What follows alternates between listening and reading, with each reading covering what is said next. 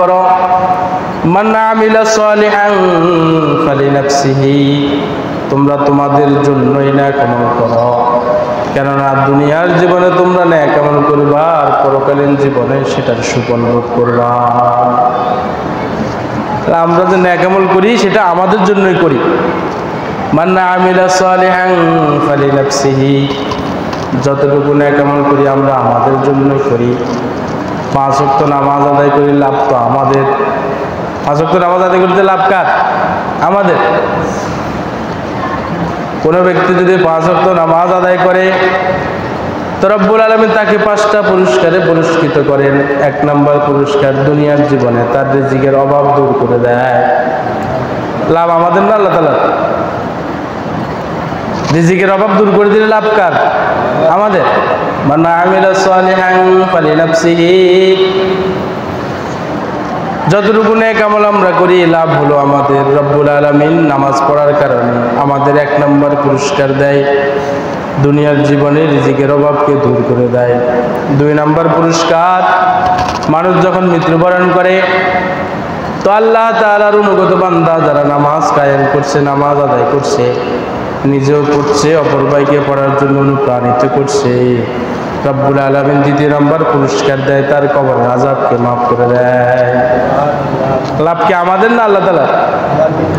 3 নম্বর পুরস্কার, ময়দানে মাহশারে যখন সমস্ত মানুষ একসাথে আল্লাহ তাআলার সামনে দাঁড়াবে তো আল্লাহ তাআলা গুনাহগারদেরকে আলাদা করে দিবেন আর নেককারদেরকে আলাদা করে দিবেন।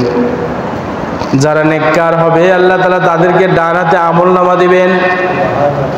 যে ব্যক্তি দুনিয়াতে 5 ওয়াক্ত নামাজ বা জামাত আদায় করে রব্বুল আলামিন 3 নম্বর পুরস্কার, তার সেই নামাজি বান্দাকে ডান হাতে আমলনামা দিয়া সেদিন সম্মানিত করবে। মানুষ যখন ডান হাতে আমলনামা পাবে তখন তাদের আত্মীয় স্বজনের কাছে যাবে আর গিয়ে বলবে, দেখো দেখো আমি পাস হয়ে গেছি, আমি কামিয়াব হয়ে গেছি, আল্লাহ তাআলা আমাকে ডান হাতে আমলনামা দিছে, আমি পাস হয়ে গেছি, সফল হয়ে গেছি। তো আল্লাহ তাআলা বলেন, মান আমিলা সালিহান ফালিনাফসিহি, যতটুকু নেক আমল করো না কেন বান্দা সবগুলা তুমি তোমার জন্যই করো, তোমার নেক আমল করার কারণে আমার বিন্দু পরিমাণ কোনো লাভ হয় না। আর 5 নম্বর পুরস্কার হলো আল্লাহ তাআলা তাকে বিনা হিসাবে জান্নাত দিয়ে দিবেন। সুবহানাল্লাহ। কোন ব্যক্তি যদি দুনিয়াতে 5 ওয়াক্ত নামাজ আদায় করে তো আল্লাহ তাআলা তাকে বিনা হিসাবে জান্নাত দিয়ে দিবেন। ফুলসিরাত বিজলির আকারে রব্বুল আলামিন তাকে পার করায়া দিবে। একবারে শুরু পথ, ব্লেডের চেয়ে ধার, চুলের চেয়েও চিকন, অন্ধকার একটা রাস্তা পাড়ি দিতে হবে। যে ব্যক্তি 5 ওয়াক্ত নামাজ বা জামাত আদায় করে রব্বুল আলামিন সেই কঠিন পথকে বান্দার জন্য বিজলির আকারে পার করায়া দিবে।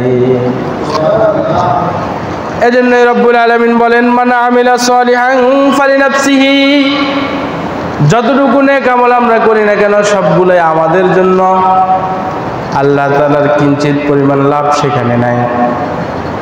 এই যে এখন হজের সময় মানুষ হজ করতে গেছে, মনে হয় যেন আল্লাহ তাআলার জন্য হজ করতে গেছে, না, হজ করলে তো নিজের লাভ।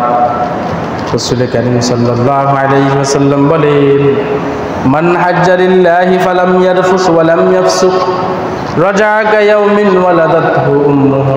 আল্লাহ রাসূল বলেন, কোন ব্যক্তি যদি হজ করতে যায় আর হজ করতে গিয়ে যদি অশ্লীল পাপাচার থেকে নিজেকে বিরত রাখে, রাজা কায়াউমিন ওয়ালাদাতহু উম্মুহু, আল্লাহ রাসূল বলেন আল্লাহ তাআলা তাকে এমন নিষ্পাপ করে তার ঘরে ফিরিয়ে দিবেন যেরকম ভাবে মা তার শিশু সন্তানকে জন্ম দেওয়ার সময় নিষ্পাপ করে জন্মগ্রহণ করে।